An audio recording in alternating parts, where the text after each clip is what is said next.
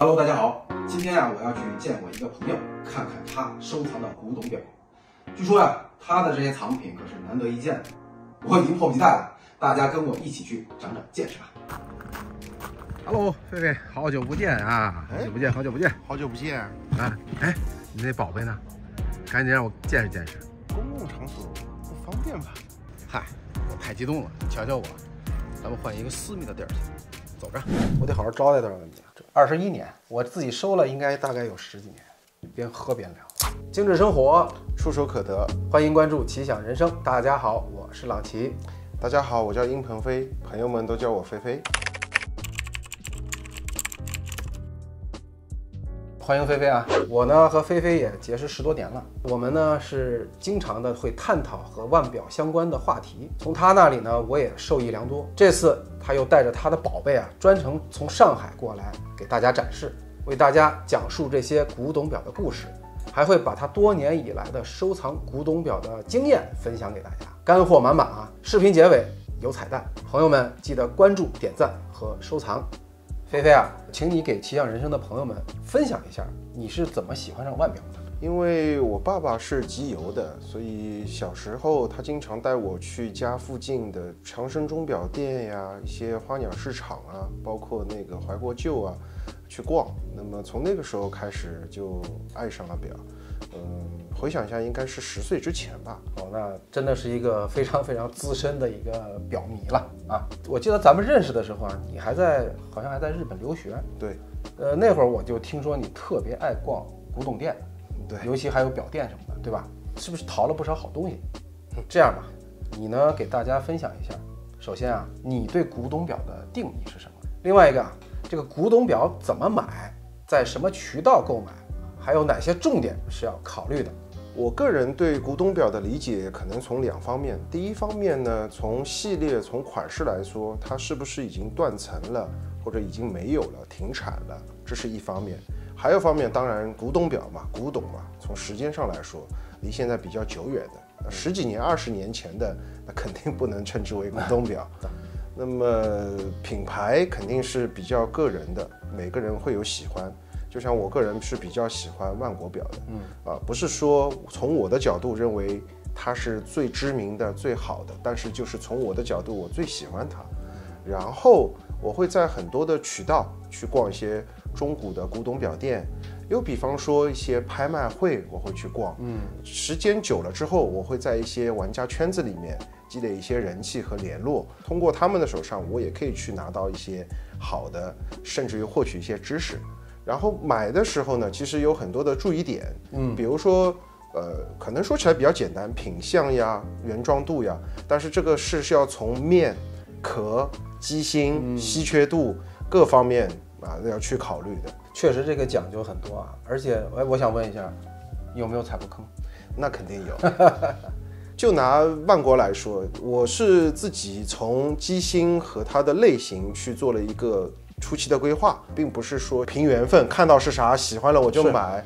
那我会有比较明确的目标去寻找，只要找到了我就先入手，因为这个也需要经验，需要去玩。当然就像你说的，我踩的坑就是比如说它不是原装壳呀，它翻面呀，对，它的机芯有问题呀，改过了，对。但是我先拿过来，这也是一个经验，然后在这个基础上我去慢慢的升级，以致到现在可能在我规划的这个款式或者说型号上面，我会有非常珍惜的稀有的这个款式在手上。这可都是一些宝贵的经验是为什么如此钟爱 IWC？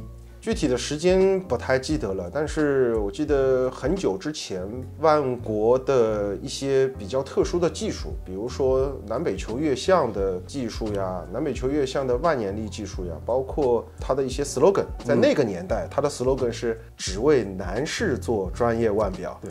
那么可能作为一个男性，我也不知道是不是青春期的时候，就是比较打动我这一点嘛，所以应该是从那个时候开始喜欢，而且后来才了解到，其实万国它作为一个品牌，虽然是瑞士品牌，但是它是在瑞士的德语区，所以它的表是非常的硬朗，从外观来说，所以这也是比较喜欢的。对，我也认为他们其实是一个比较务实的，很像德国人的这种务实精神，对吧？对于很多东西他们都精益求精。对，聊了这么多，咱们现在该上主菜了来，先给大家看一下这就是今天的主角，这是菲菲自己收藏的9枚 IWC 万国表的古董表。这样介绍一下这个表的大概的年代。这只应该是最早的，大概在1950年、1951年吧。因为它每只表的这个表壳和机芯上面都有官方可查的唯一的这个编号。那这只的话应该是相对来说比较近的，也要1970年。这只表的话，也是比较难得的。这只工程师的话，应该是和我年纪差不多，1980年代的表。我要先跟大家介绍一下，工程师系列呢是 IWC 在1955年推出的。当时具有很高的防磁功能。那会儿的工程师啊，他不长这样。这枚呢是尊达大师在1976年为万国设计的。或许有人可能没听过尊达的名字啊，但是呢，他老人家设计的皇家橡树、鹦鹉螺，那现在可是火遍全宇宙的，是的，应该大家都知道吧？也就是他奠定了现代豪华运动腕表的审美体系。其实这块表就像它表壳上面这边刻着的，那么在当时其实其他的一些品牌的表在防磁性方面只能做到每米8万安培的这么一个防磁功能。我个人的理解，防磁其实跟潜水功能一样，这是一个品牌的技术厚度。这只表从官方来说，它旁边刻着字，它每米是能够防磁50万安培，那很高了。是的。而且当然没有第三方的官方的认证或者说说明，但是从我的脑海的知识库里面，其实我觉得万国开创了一个比较新的技术。它和其他的品牌在那个年代都是由一个防磁软铁去做这么一个防磁的功能，来达到这一个。然后一些关键部件是用了那些非镍铁的材料去做，也就是说它其实有2道的防磁。从真正的意义上来说，它可以达到每米370万安培的防磁性能。哇，是这个370万安培。是的，我觉得呢，它其实就跟万国现在的7日链一样。众所周知，万国的7日链是有7天长动力的储存，但其实它的发条盒其实可以提供8.5天的，所以我觉得这是我前面说的，这是它的一个技术特点的一个厚度，所以这个是非常非常厉害的一个表款。是我也很喜欢这个，我现在上手戴了。你看那个年代的表径、尺寸就是这么非常非常的优雅啊。因为当年的表都是比较小，这是现在的看法，但其实在当年的这个表的这些款式当中，万国还算比较大的，所以这也是喜欢万国表、古董表的表迷们的一个福音。因为现在来佩戴的话，其实也可以。因为真的让我们去戴那30、31的，确实太像名表了。对，所以我这8枚万国古董表，除了收藏把玩以外，日常其实还是真的能够去佩戴的。对啊，它的尺寸还是比较黄金比例的。然后我这8枚万国的古董表其实是那个花体字的 logo， 然后确实在那个年代这些表的设计。因为说实在的，在那个年代不像现在的表坛，大家有太多的这个发挥的空间。确实各个品牌也好，包括万国自己也好，粗看来说，很多表都长得一样。但是不要看它好像是表面上看的这样，它的优雅，它的这个辨识度，这个都是做了很多的文章的。对，你看我当时一看到花体字的 logo 的时候，我脑海里只有2个字。优雅。那是花体字是比较在万国表历史上优雅的这么一个代名词吧。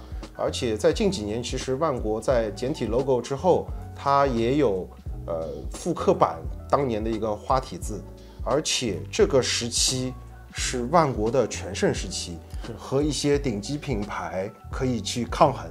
对，咱们就不说品牌名字了啊。好，对。那你都说到这儿了啊，咱们就不得不提一下万国具有里程碑意义的89手动机芯了，还有它的85的自动机芯，是吧？他们呢是这个功臣制表师阿尔伯特·比勒顿加入万国以后开发的。对，阿尔伯特·比勒顿先生是1944年加入万国大家庭的，他加入之后1-2年就首推了一款89机芯，我这里面有2只是89机芯的。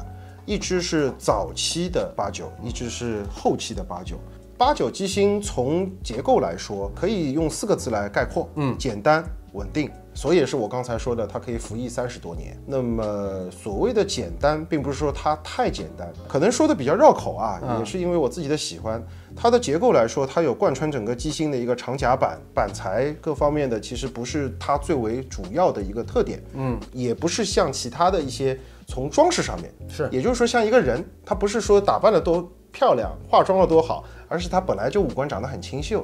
然后我这2块89，从机芯角度来说，这只是早期的3方位校准的高端版的机芯，不是普通版本的。这只是后期的高端版的3方位校准版的机芯，而且从外壳来说，这只是非常古典、壳非常厚实的钢壳，这在那个年代是比较少有的，因为那个时候的贵金属并不是为了彰显这个表有多稀缺，而是为了让它可以长时间的耐腐蚀。对，所以钢表会花很多的功夫去做得很好。这只的话是玫瑰金的，而且它是鳄鱼鳍的这么一个造型，也是非常的独特。而且这些万国表它的尺寸大概是在35到36，对，这只要37，所以更适合现代的佩戴。很多表圈人都说啊，一般专业的玩家就更喜欢玩手动机芯的。对，也有这方面的说法，但可能每个人的想法和感知不一样。首先，手动机芯确实要比自动机芯出现的更早一些。那所谓的把玩性是，你确实必须，如果在佩戴情况下，每天需要去给它进行一个上链。那我觉得这个也是给这些表有一个大家互动的这个机会。没错。然后说到自动机芯，除了这2枚以外，剩下的我目前的收藏来说，就是855系列家族的自动机芯表款。85机芯呢，机芯有一个专利，就是比勒顿上链系统，就是大家俗称的啄木鸟。这个机构呢，应该是 IWC 的看家本领吧？是的啊，在万国的历史上确实是这样。刚才说到的阿尔伯特·比勒顿先生，1944年加入万国之后，他首推了这个89机芯，然后不久他就发明了这个自动上链系统的这个85机芯。然后从历史上来说，85系列机芯最早起源于85机芯，就2个字85机芯。但是那个时候的量产比较少，而且可能属于那个年代从怀表代表时代过渡到腕表时代的一个过渡产物，所以其实没有持续太长时间。但是在85机芯的基础上，在1952年852机芯诞生了。其实我可以先简单的说一下这些机芯的型号。有852、8521、853、8531、854、854，加一个1，其实就是有一个日历，有一个日历窗口。最早的被大家所熟知和现在大家比较追捧的是852的机芯和8521，我这边有2只。那我这2只也是非常有稀缺性的。第一，这只8521从这些85来说，它的量产年产是最稀缺最少的。然后就像刚才我说的89，这也是一块钢材质的，这个其实是很难得的。而且因为这2只是比较早期的，它是可以看到是古典的壳型，然后它是镭元素的夜光指针，包括它的盘也有镭元素的这个夜光点，甚至于这只表大家都可以看到有镭元素，因为镭元素有放射性，对，镭元素对这个盘面都有腐蚀有印记啊。然后说完了852机芯的表款之后呢，随着它就升级到了853。为什么说是升级呢？因为853是在852的基础上去改了一些关键组件的一些材质，比如说852它当时是用了普通的油丝和一些设置，那么853它用的是宝鸡油丝来增加它的一个好处。然后853机芯，我这2只也是非常的稀有。首先，我这2只853和8531都是高端版的盘面而且一只上面写着 Deluxe 豪华版，一只是无字豪华版，18K 金的盘面。然后像这只的话是5棱表针，5棱表针从物理角度来说，理论上哪怕没有光源，它也是可以做到一个反射。这些都是当年的这个小细节，能够看得出万国的用心。是。然后再来说到854，我这只854的表的话，它是高端版的5方位校准的机芯版本。然后我还有一只8541的，也是 Deluxe 的豪华版。18K 金的盘面。说了这么多，其实大家可以想到这个是有一个传承。时至今日的万国很多的自动表款，包括葡萄牙系列在内，它都还沿用的这个比勒顿的上链系统。我简单说一下为什么比勒顿系统会称之为啄木鸟，因为它会有一个像钩子一样的在齿轮上面挂着，当齿轮在动的时候，这个钩子就会这样子动，就是很形象的，就像啄木鸟在啄这个树一样。对，是这么个情况。它就是提高了上链的效率，是的，稳定性，对，是吧？稳定高效。你知道最近万国得了一个大奖的表款吗？你说的是 GPHG 的那个？对，前2天表圈有一个非常大的事儿，就是 GPHG 日内瓦高级钟表大赏，就是号称腕表界的奥斯卡。对 ，IWC 今年拿了一个金指针最大奖项，那就是今年他们推出的这个葡萄牙系列的永恒力腕表。